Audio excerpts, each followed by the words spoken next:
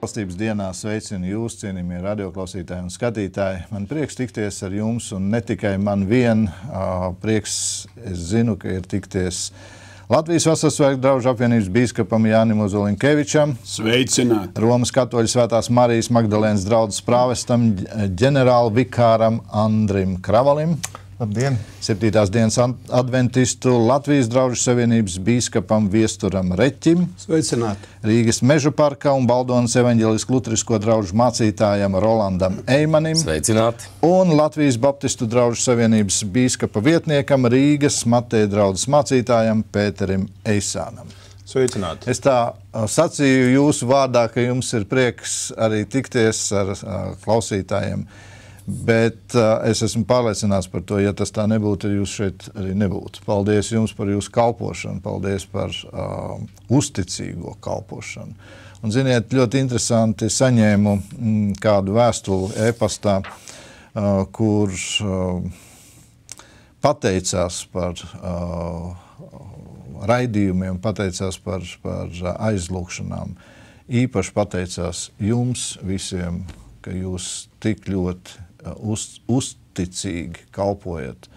Un tas pats galvenais, ka caur šiem raidījumiem var saņemt, kā tur bija rakstīts, brīnišķīgu mācību un Bībeles izskaidrojumu. Un tas ir fakts.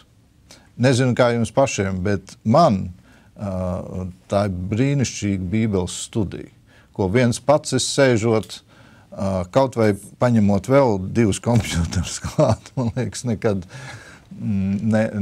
neapgūt. Paldies tiešām no sirds jums. Bet šodien iesāksim lasīt Jāņa 1. vēstuli. Un lasīšu 1. nodaļas 4 pantus.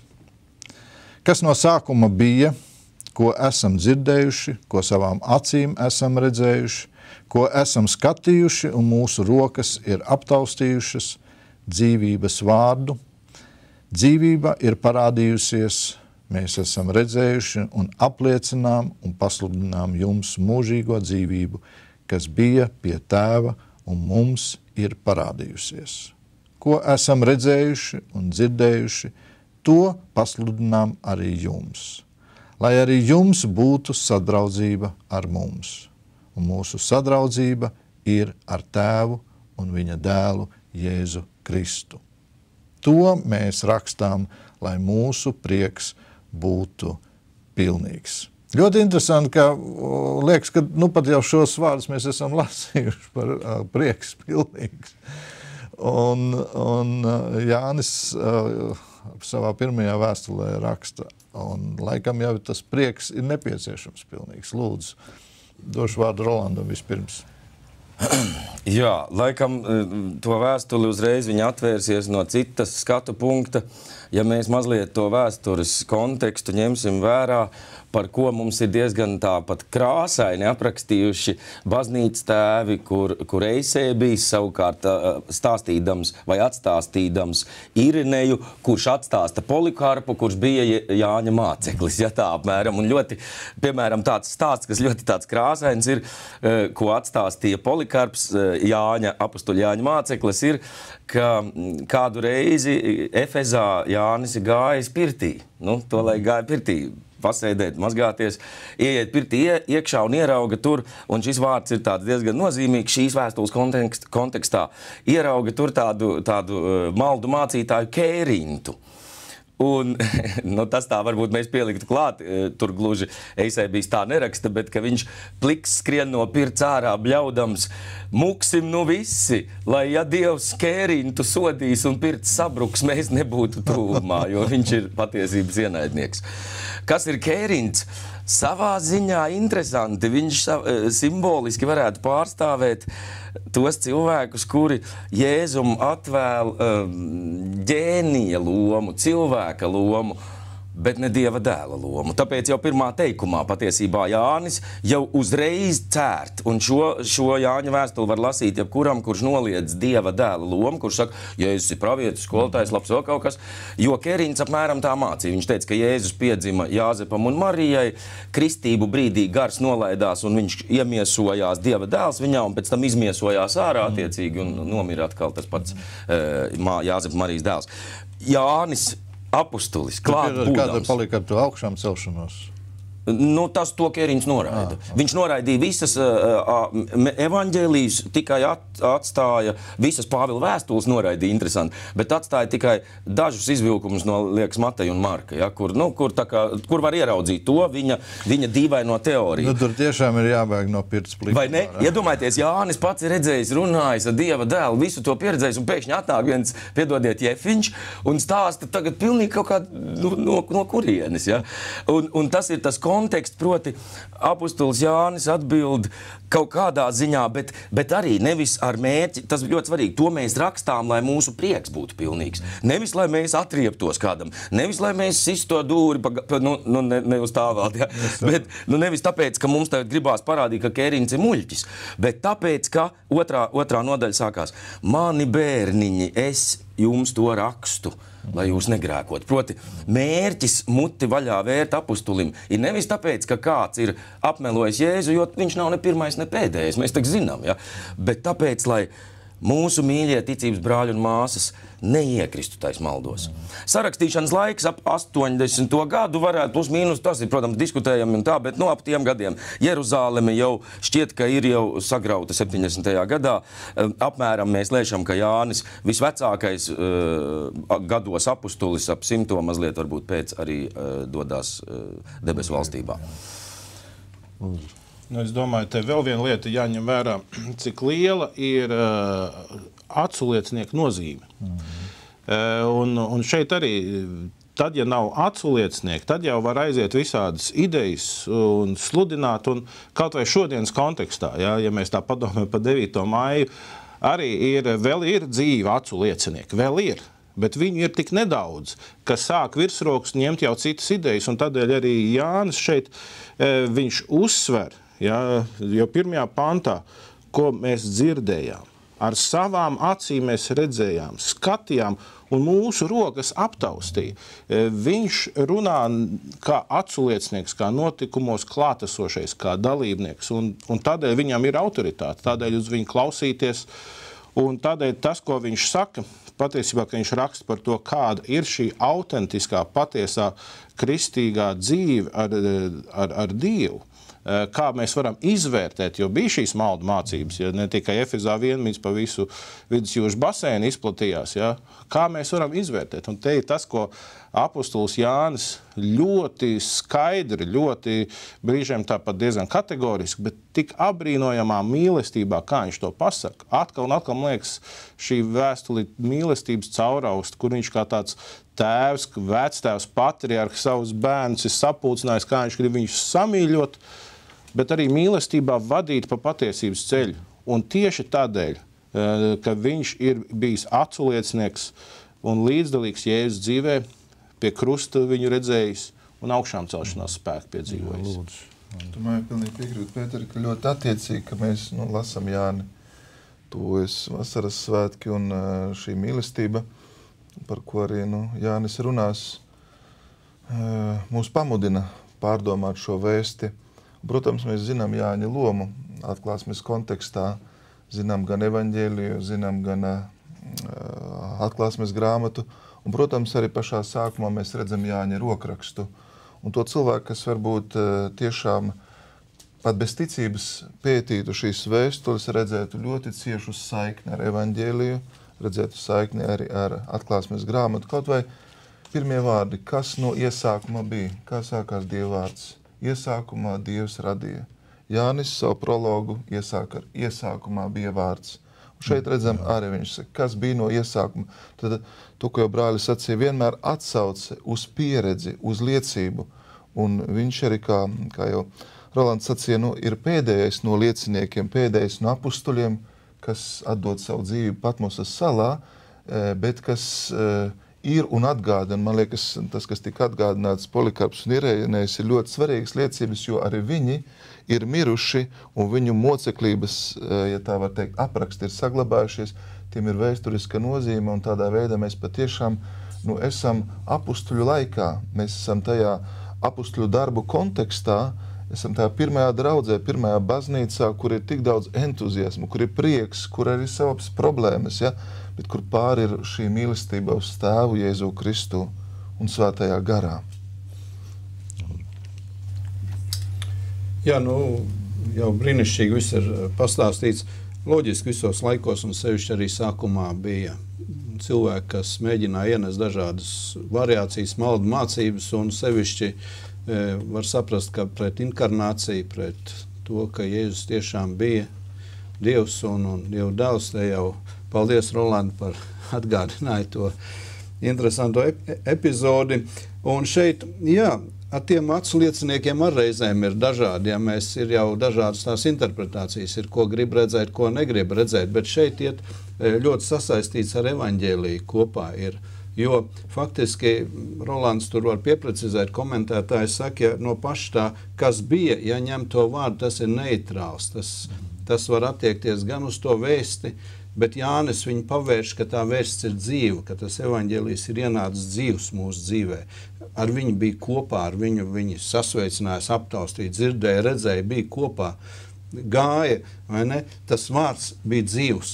Un es domāju, tam ir ļoti liela nozīme, jo šeit nav arī konkrēts adresāts. Tā ir kā tāda uzruna visiem laikā, un es domāju, Svētais Gars ir pārliecinājis to vēlreiz, brāļi pieminēja, tāpat kā prologā, viņš šeit iesāk ar prologu, atstāsta to, ka tas evaņģēlijs ienāca, Jēzus ienāca, tur ir Mesija, un ko tas sagādā? Tas sagādā prieku, prieks jums un mums, tas ir apusējs prieks, runāt par to, izdzīvot to, un brāļi jau ieskicēja arī, Jānis neiet ar tādu naidīgumu, tagad sadosim tiem atkritējiem, nost ar viņiem, nostumsim, vai ne, kad tik neienāk. Bet viņš kopā saka, arī viņš nesēdēja. Nē, viņš nesēdēja kopā, pirtī bīstam, ko tur traks, sagāzīsies pirts, vai ne, kur tu paliksi, ne jau par to, jā. Bet arī tanī pat laikā viņš tagad atgādina tālāk, mēs iesim gan par mīlestību, attiecībām un to, un saka, ja jūs nekārtojat attiecības šeit, melojiet, ka jums ir attiecības ar Dievu. Ja jūs spriedelējat vienu, otru, trešo lietu, bet tas nerādās, ka jums ir tā dzīvā saikne viss garām. Un tādēļ tas prologs ir ļoti nozīmīgs, lai tālāk varētu saprast arī to vēstules gaitu un risinājumu, pie kura mēs nonākam. Es gribētu atgādināt, ka Jāņa evaņģēlijā jau Jānis par to saka. Viņš saka, ka ļoti pirmā panta iesākuma ir vārds, un vārds bija pie Dieva, un vārds bija Dievs.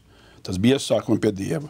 Un tad 14. pants, un vārds tapa miesa un mājoja mūsu vidū, un mēs skatījām viņa godību, tādu godību, kā tēva vienpiedzimuša dēla, pilna žēlastības un patiesības. Te ir tas, ko es varu teikt, ko Rolands teica, ka viņš teica, sabruks baznīca, sabruks tas pirts, vai ne?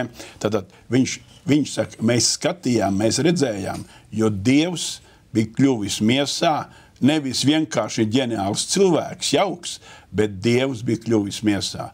Te viņš to pasaka ar to vārdu. Un mēs viņu aptaustījām, mēs viņu redzējām. Tas ir tāds brīnišķīgs iesākums, ka es esmu taustījis, esmu redzējis, es zinu, ka tā ir patiesība. Divi vēl tādi mazi piebildes par to jau pirmo pantu, bet tālāk viņš turpinās. Pirmkārt, daudzskaitļa forma. Jānis lieto to, ko jau no judaisma zināja, ko Jēzus ar citē. No 2 vai 3 liecinieku mutes apliecināta ir patiesība. Vienam var kaut kas tiešām izlikties. Tātad viņš lieto daudzskaitli, nevis kaut kādā tādā majestātiskā formā, bet atsaucoties uz to, ka mēs bijām visi kopā apustuļi. Es te neesmu vienatnē, kas to apliecina.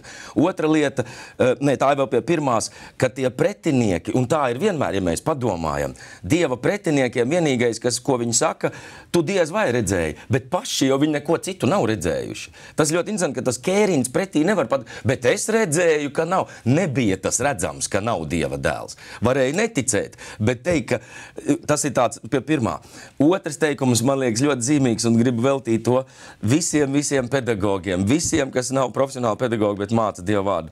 Šis pirmais pants ir tā kā pedagoģijā kā tāds zelta pants. Jo pat pēdējā, tā ir gandrīz jāsaka, pēdējo laiku tā viena no modernām pedagoģijas lietām varētu teikt, vai varbūt ne jau vairs moderna, bet no jaunākajām. Proti, izpētīt, ka cilvēks uztver jebkuru informāciju trejādi, un attiecīgi pedagoģija jābalsta ir uz trījiem virzieniem. Proti, ausis, redze un pieskāriens kustība, audio, vizuālie un kinestētiskie, tā viņus mēdz saukt. Un tom tur māca pedagoģija, reizēm tas tā sarežģīti, reizēm pedagogiem liekas pavisam kaut kur iepinamies, ja?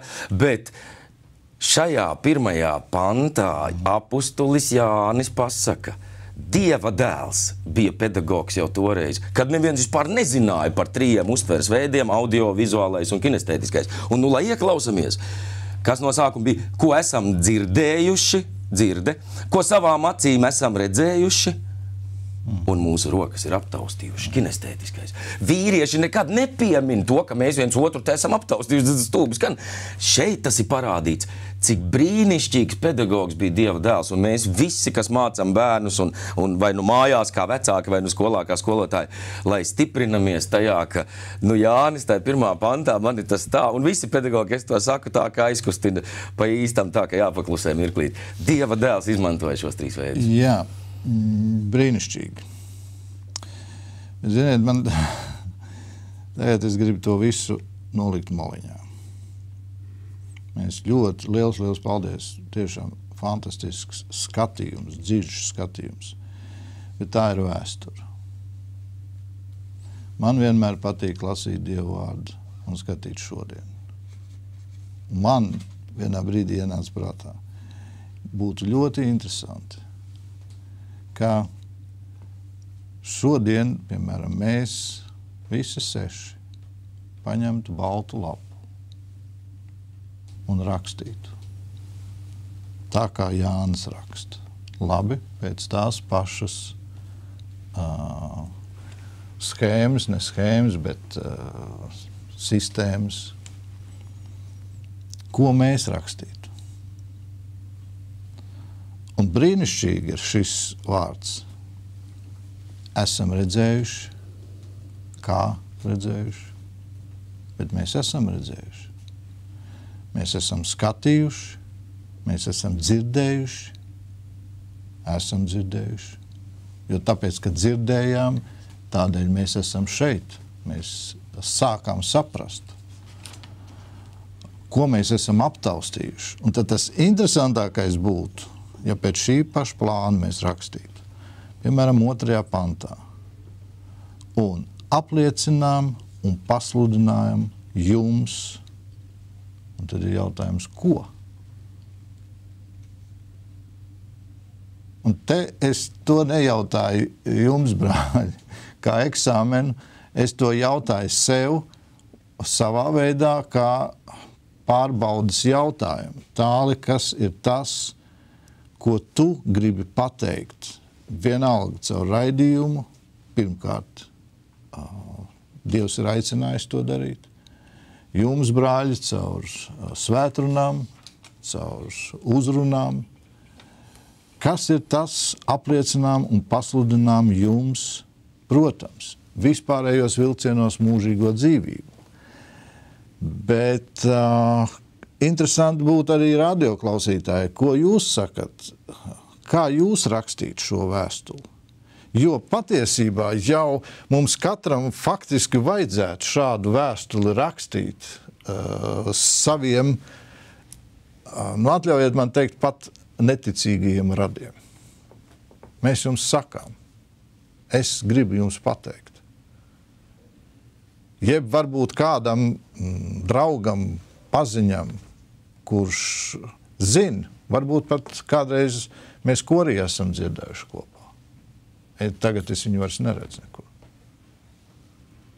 Un cik tad tas būtu interesanti to redzēt, un man patīk, ka šeit tiek pievērsta uzmanība vienīgi un tikai mūžīgā dzīvība un Dieva dēls Jēzus Kristus, nekas cits. Cik tas ir brīnišķīgi. Faktiski tas ir tas, kas ir nepieciešams un centrālais. Un paskatieties, tu sacīji 80. gadā apmēram tas ir rakstīts. 2013. Tikpat aktuāli. Precīzi tas pats. radioklausītāji, skatītāji droši rakstiet. Vienalga vai e-pastā vai... Es pareizi sapratu tev jautājumu. Tu tā kā aicinātu mums padomāt, ko mēs ar savām acīm, kā mēs Dievdēlu esam redzējuši, dzirdējuši un pieskārušies. Jā, paldies, jo mēs esam liecinieki. Es esmu liecinieks. Piedodiet man, vai es rakstu vai nerakstu, protams, bet kā es rakstītu. Un mēs esam aizmirsuši jau rakstīt. Mēs esam aizmirsuši, varbūt jūsmot par to pirmo brīdi, jeb to, kad mēs nācām pie kunga un sapratām, Dievs, tu esi, kas man esi aicinājis, tu esi devis ceļu, patiesību, dzīvību. Tu esi faktiski mani izglābis, izrāvis no meža koka ārā, kaut kur noņēmis nost no mežonīgā koka un piepotējis pie dzīvības koka. Ne manu nopelnu dēļ, ne manas labo darbu dēļ, bet Kristus žēlastības dēļ. Paldies par rosinājumu uz liecību. Bet tas pats sākums, kā tu pieteici to, mani atkal bišķīt sabiedrēni darīja uzmanīgi, un es te pateikšu kādēļ.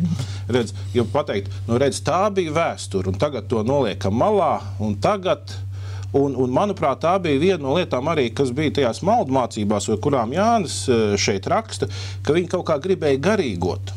Nevis, kad Dieva dēls ienāca laikā un telpā un reālā vēsturē, kur ir gada skaļi cipari, un tagad mēs reāli to pārbaudam, bet viņš bija garīgs, un tur bija šie garīgie notikumi un piedzīvojumi, un tas, kas no miesas, kas ir no laika, no telpas, tas nav, jo redz, Kristus, kas ir nācis laikā, telpā, viņš ir spēcīgs manā dzīvē tikai tādēļ arī laikā un telpā. Šodien viņš bija. Jā. Paldies, ka tu saki, pilnīgi man nav tādas domas, ka mēs noliekam vēsturi malā, bet varbūt tā, kad mēs šo raksturvietu skatījāmies kā vēsturisku, jeb no vēsturiskā skatījuma. Gads, protams, realitāte, un tādēļ jau ir tas mans jautājums no tā izriet šodien, ko es rakstītu.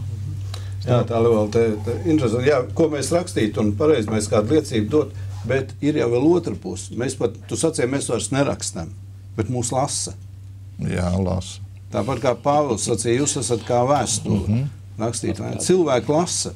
Cilvēki lasa to, vai mēs tiešām esam bijuši ar to dzīvību kopā, vai mēs kaut ko esam redzējuši, sapratuši, pārdzīvojuši, piedzīvojuši, to var izlasīt. Un viņi var pateikt to.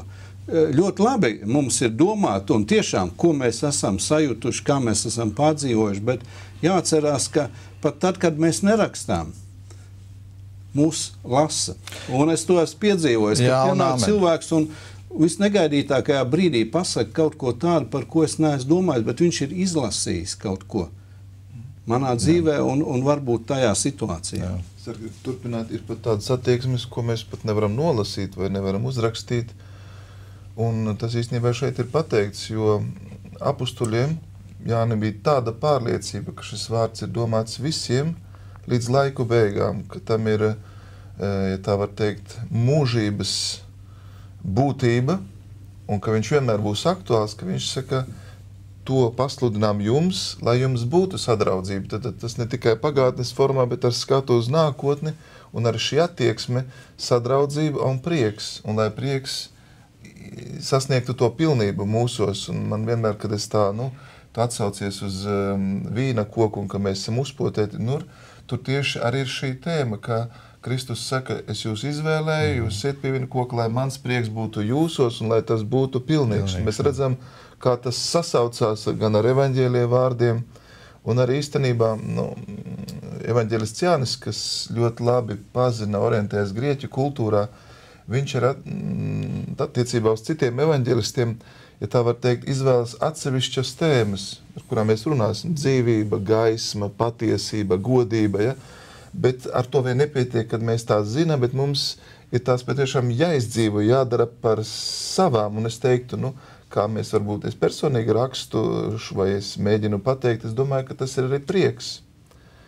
Ko ir grūti pateikt, bet ko var cilvēkā sajust. Ja tu esi ar Dievu, tu esi pārliecināts, tava attieksme jau pauž, un tu esi liecinieks, un varbūt pat, ja tu neko neesi patiešām atstājis raktisku, bet tava piemiņa paliks cilvēkos ar tavu ticības pārliecību, ar to prieku, ar garu atvērtību. Nu, te ir vēl viens moments. Iesim tālāk, nekavēsimies ilgi, bet vēl viens moments. Atcerieties, brāļi, ka mēs runājam apostoli Pāvila korintiešiem. Un tad bija pāris raidījumi arī par to, ko mēs uzņemam sevī. Vienalga, no grāmatām, no televīzora, no kompjūtera, no interneta. Un paskatieties, cik šeit 3. pantā, ko esam redzējuši un dzirdējuši. Faktiski tas ir tas, ko mēs esam uzņēmuši. Un manā vēstulē šodien, ja es viņu uzrakstītu, jūs varētu redzēt, ko es esmu uzņēmis, jeb ar ko es barojos, jeb kas ir tas, kas man ir tas primārais manā dzīvē. Ir tāds vārds asimilējuši. Jā, arī. Par savu. Jā. Es te varbūt varu piepilināt mazliet vēl no tādas specifiski luteriskās izpratnes, varbūt, kur droši vien nav tikai, bet es tādu to esmu iepazinis. Šis 3. un 4. pāns arī ļoti svarīgi apstiprina Svēto rakstu autoritāti. Tieši tā. Jo, ja tu man jautātu, tad tomēr es teiktu, pirmajā teikumā manā pieredzē nevajadzētu stāvēt, es sajūtu, es redzēju, es neesmu apostols, Jēzus manā istabā neienāca. Ko es varu? Es varu tā kā Jānis šeit, Jānis šeit arī raksta, lai jums būtu sadraudzība ar mums, kāpēc to mēs rakstām. Proti, šie vārdi, ko mēs lasām, šajā pat brīdī mūs saliek vienotus ar apostuli. Un apostulis saka, un savukārt mūsu sadraudzība, tur ir zinām tāds pastarpinājums, mūsu sadraudzība ir ar tēvu un viņa dēlu. Ja? Tātad caur šo vārdu un citādi gan laikam nebūs, jo Jānis tieši tāpēc arī raksta, lai šis varētu notikt. Šis vārds ir tas dzīvības pieskāriens mums. Pavisam īsi vēl, ja tas noslēgums 4. pantā, Svētajos rakstos, ja mēs lasām prieks, gandrīz vienmēr ir gandrīz ekvivalents jeb sinonīms pestīšanai. Tātad tas nav vienkārši emocija. Mēs te papriecājamies, jūs te uzklausiet vai kaut ko. Tas ir kaut kas dziļāks jau. Tas ir tas Dievu klātbūtnes stāvoklis, pestīšanas prieks. Es tik atgādinu, ka Austrumu baznīcā, un tas man vienmēr fascinē tīri pārdomu virzienā, viņi vārdu sadraudzība, koinonija, primāri izprot kā vakarēdienas, tomēr, kā sakramenti. Tas ir atkal vesels stāsts īpatnes, jā. Jā, no te es visu klausos un priecājos, visu jauki un gudri, un es domāju, ka man te nav ko pielikt klāt. Es gribētu teikt to. Bet tu esi Jānis. Es esmu uzrakstījis. Tāpēc tev nav ko pielikt. Es domāju par to vēstules rakstīšanu. Ir rakstīts, jūs esat vēstule, rakstīteni ar tinti, un ir ļoti svarīgi tas, ka cilvēki pie mums izlasa, ko tad mēs esam uzņēmuši. Ko tad mēs esam uzņēmuši? Un pie dažādiem kristiešiem var dažādas lietas izlasīt. Es atceros, man gadījies tāds moments būt, kad mūsu dievkalpumam bija centrāla komitejas pārstāvs, LKPCK, kas nodarbojas ar alkoholismu un narkotiku apkarošanu. Tāda nodaļa. Tajā laikā jau, jā. Un tad, kad mēs viņam jautājam par atsevišķiem cilvēkiem, viņš skaidri teica, es redzu, ka tas cilvēks ir kaut ko piedzīvojis, bet tas nekā. Tātad viņš sēžot dievkalpojumā, klausoties dziedāšanu, runas, sarunāts ar cilvēkiem, viņš pateica skaidri. Tas ir kaut ko piedzīvojis, bet tas nekā. Tāpēc, kad ir pārliecība. Ir pārliecība. Ir tas, ko viņš ir dzirdējis, ir rakstīts viņa sirdī, viņa dzīvē. Un redziet, bieži vien ir tā, ka mēs jau varam runāt skaisti, stāstīt skaisti, bet tas cilvēks atnāk, viņš redz, kas tas ir. Bet tā nav gara pazīšanas dāvana savā veidā. Centrāla komitejas pārstāvjiem bija, es nezinu. Labi, brāļi, lasīsim tālāk, sākot no 5. panta, 1. Jāņa vēstule, 1. nodaļa. Šī ir tā vēsts, ko esam no viņa dzirdējuši un pasludinām jums, ka Dievs ir gaisma, un viņā nav it nekādas tumsības. Ja mēs sakām, ka mums ir sadraudzība ar viņu un dzīvojam tumsībā, tad melojam un nedarām patiesību. Bet ja mēs dzīvojam gaismā, kā viņš ir gaismā, tad mums ir sadraudzība savā starpā un viņa dēla Jēzus asinis šķīsta mūs no visiem grēkiem. Ja sakām, ka mums nav grēka, tad maldinām paši sevi, un patiesība nav mūsos. Ja atzīstamies savos grēkos, tad viņš ir uzticīgs un taisns, ka viņš mūs piedod grēkus un šķīsta mūs no visas netaisnības. Ja sakām, ka neesam grēkojuši, tad darām viņu par meli, un viņa vārdi nemājo mūsos. Šeit patiešām tas ievads tik skaists un tāds brīnišķīgs, liekas, ka tiešām mīļi. Bet tālāk, vai nav pārāk skarbi? Noslēgums tāds skarbāks. Viņš jau paskaidro, ka šis skarbums uz mums neatiecas, ja mēs izsūdzam savus grēkus. Tad viņš būs uzticīgs un taisns, viņš piedod mūsu grēkus. Un, ja es asins mūs šķīsta no visiem grēkiem, es teiktu tas ir prieka pilns paziņojums. Tiem, kuri grēcinieki, kuri grimst grēku postā, es sastapos pagājušajā nedēļā ar kādu vīru, kurš atnāca, viņš smirdēja kā spirta blūzis. Un mums bija tādas problēmas, un mēs viņam lūdzam par viņu Dievu, un viņi teicām, atnāca rītdien. Un otrā dienā viņš atnāca skaidrā. Un mēs bijām ļoti priecīgi. Vietējais mācītājs viņu runāja, lūdza Dievu, un viņš teica, šis ir viens no lielākām nelaimēm mūsu ciemā.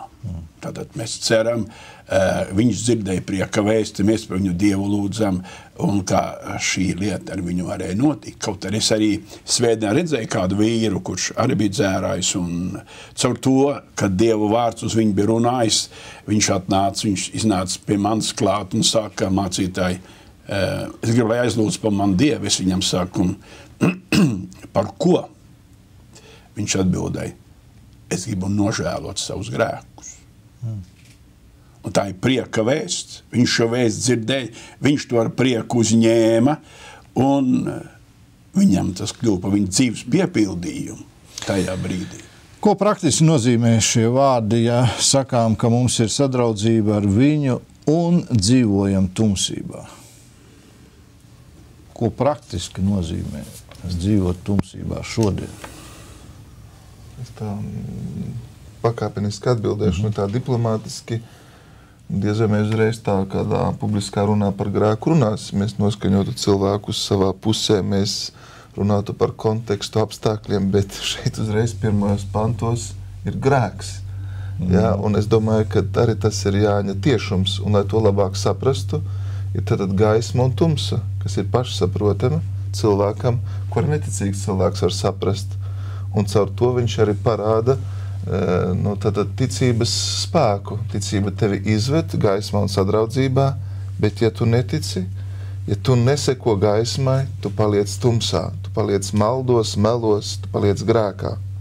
Tad ļoti skaidri šī robežlīnija, ļoti skaidri tu tiec nolikts izvēles priekšā, kā tu dzīvo. Ja, un arī būs tālāk tad arī elementi, kas pateiks, kā tad iziet no tumsas uz gaismu un kas te var ievest tumsā arī no gaismas.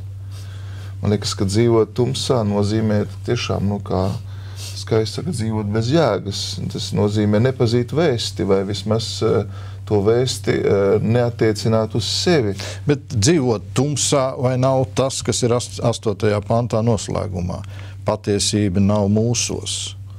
Es domāju, ka maldīties pat varbūt uzreiz tas patiesība... Es saprotu, ka es atkal esmu pa skarbu, bet patiesība nav manī. Jā.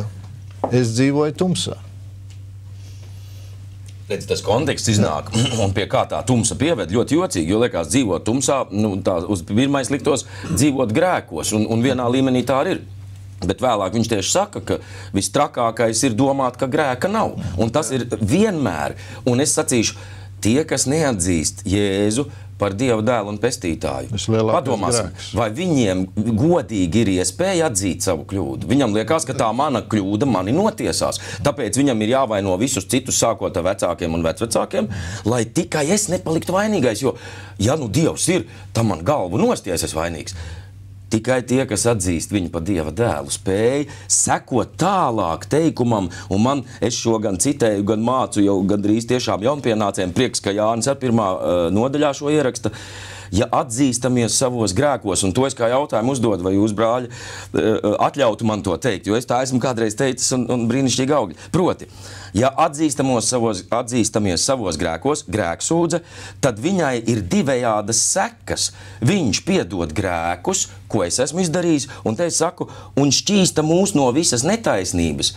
Bet netaisnību parasti es nedaru. Es, kad grēkoju, domāju, ka tas ir ļoti taisnīgi. Proti, tas, ko es saucu par netaisnību, ir man darītais grēks.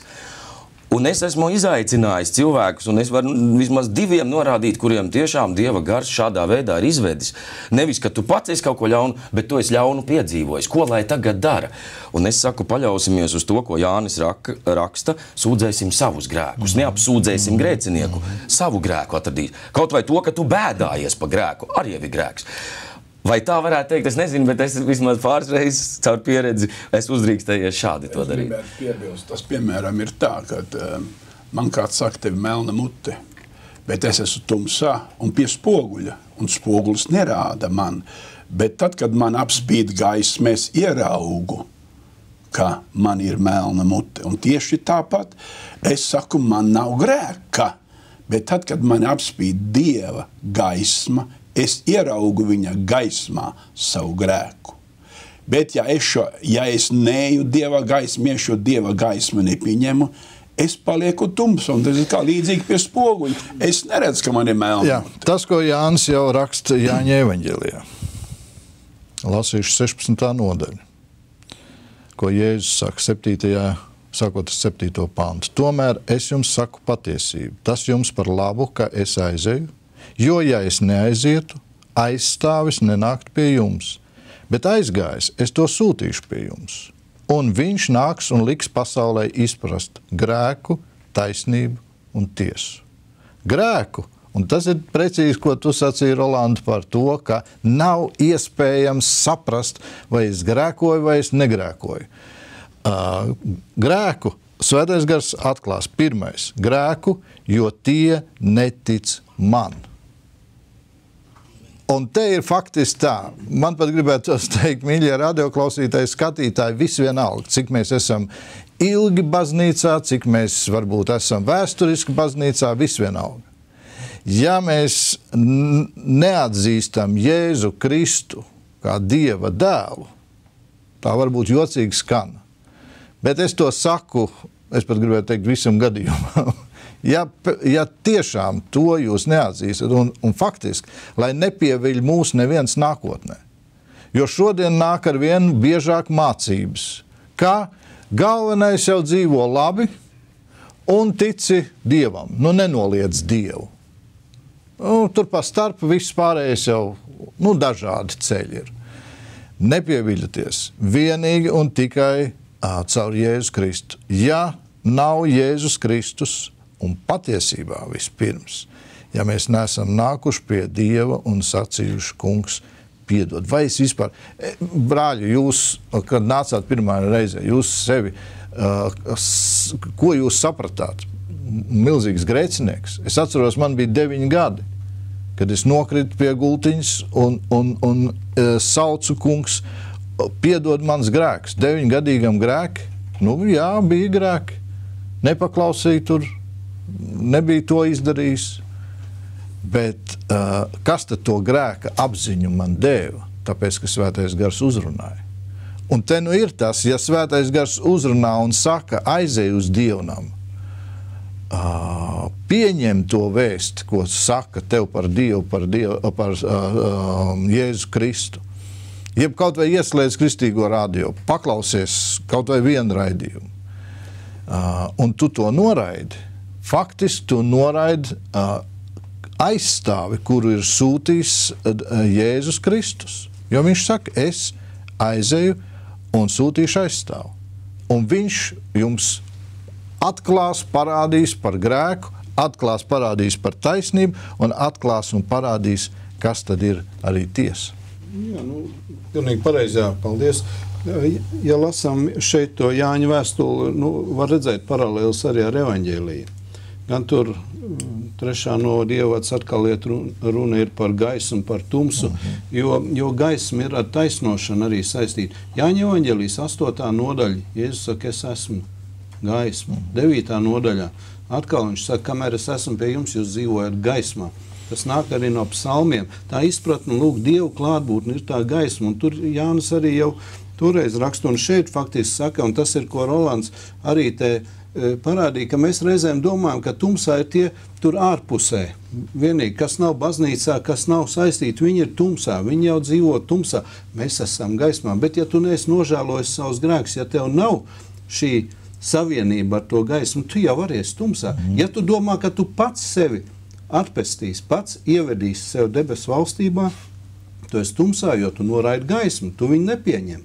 Un līdz ar to, manuprāt, ir svarīgi te ir tas moments, ka es katru dienu esmu šajā gaismā, ka es staigāju ar to Dievu kopā. Jānis tāpēc arī te rāda arī tās attiecības. Mēs varam teikt, es jau Dievu mīlu, es labus darbus, labas lietas, es jau mīlu Dievu, bet šito te, piedod man, kāpēc man ar viņu ir jābūt kopā. Un tomēr, lūk, es nevaru ieļaunoties, es nevaru žēloties faktiski, jo tas arī nāk kā grēks. Ja? Es skatos uz sevi, un faktiski gan evaņģēlijas, gan šeit šī vēstule runā uz vienu, uz mani. Ja? Uz maniem grēkiem, uz mani, lai es būtu kārtībā. Un tad es domāju, ka arī tie pārējie saņem šo te kārtošanās to vajadzību, jo tu izlasīji, svētais gars uzrunā visādus cilvēkus, arī to partijas sekretāru viņš var uzrunāt. Kāpēc ne? Bet redziet, te ir vēl viena tā atziņa, ko mēs tā ātri paskrējam varbūt garām. 5. pāns, šī ir tā vēsts, ko esam no viņa dzirdējuši un pasludinām jums, ka Dievs ir gaisma un viņā, Dievā, nav it nekādas tumsības. Faktiski tas vispirms jāpieņem kā aksiomi, bet tas ir jāpieņem kā balsts un pamats.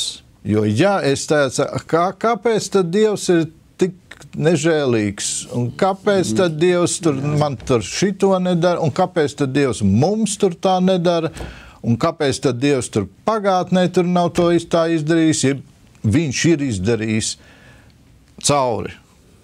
Mēs pie Dieva, mums nav ko nākt. Vienīgi, ja mēs saprotam, Dievs ir gaisma un viņam ir taisnība visās lietās. Viņš ir bez grēka, viņš ir bez traipa. Te, piemēram, tā kā bija bet tā zīme labā un ļaunā savienība. Iņģam, paldies, Iņģaņ. Pilnīgi atkarīt. Nekāda savienība te nav. Un paskatieties, te ir precīzi tas, ko Rolanda sākumā teica. Es labāk bēgu, lai pat man pirtī nav nekāda savienība.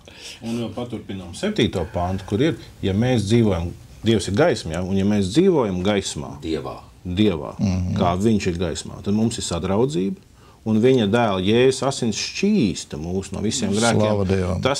Tas raksturo ne tikai kaut kādu vienreizēju notikumu kaut kad sen pagātnē, tas raksturo ikdienu, tas raksturo katru dzīves dienu. Un tādēļ, bet te tas lielais risks, manuprāt, ir tas, ka reizēm vai nav tā, ka vieglāk to grēku atzīs cilvēks, ko mēs raksturosim, vai kādu dzērāju, vai varbūt čekists, vai teiksim, cilvēki, kas nelabvēlīgs vai kaut ko, bet kā atzīt labajam cilvēkam, tam feinajam mūsu pilsonim. Kas nedzer, nepīpē, Dievam netic, baznīcā neiet, labus darbus dara, viss sokās, viss notiek.